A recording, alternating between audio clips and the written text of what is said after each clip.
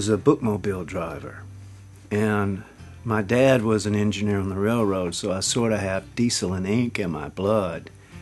And my earliest memories are kind of leaning, my head on my mother's lap, and she's laying down reading a book. I mean, that's kind of my earliest memories, and she she inspired me a lot. And so I grew up with a real love for literature, and also this sort of wanderlust that my dad, one of my earliest memories is my mother taking me to. My dad was a very large man, bigger than life, and he would be gone a lot because he was an engineer on the railroad, so he'd be gone and come back in. And I remember her taking me out in the country by an Indian mound to see him driving the train and waving at me. And so he would come home and with this, what he called his railroad grip, that had Old Gold non-filters in it and whiskey, and just smelled like diesel, and just had this very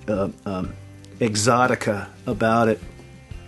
And I used to go get his cigarettes out of that grip and bring it back, and just the smell of that. So I kind of grew up with this sort of railroad. I've come from generations of railroad people, and then my mother's love for language.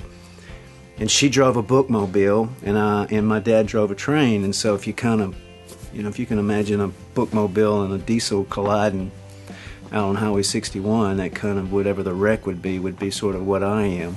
And so I've always had a love for literature, which led me, when I was in college, to study it, and then get my master's in literature, and I actually taught it at Memphis State until I taught it up to the point to where I got a full-time job as an instructor at Memphis State teaching literature. So I went to, Faulkner was my hero, so I went and bought a herringbone Harris tweed coat and a pipe, because I was going to do the whole thing. And I was accepted at Emory to do my PhD at Emory in Atlanta, and working on William Butler Yeats, who I was kind of a William Butler Yeats scholar.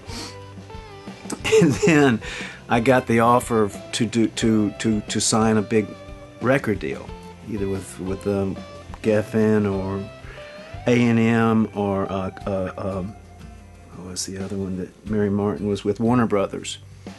And so immediately I'm like going, am I going to wear a Harris tweed coat, smoke a pipe, or am I going to put on a Harley jacket and play rock and roll?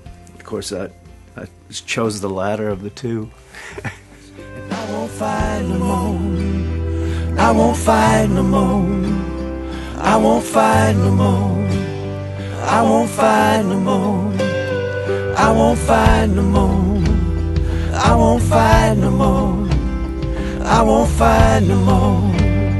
I won't fight no more. I won't fight no more. I won't fight no more.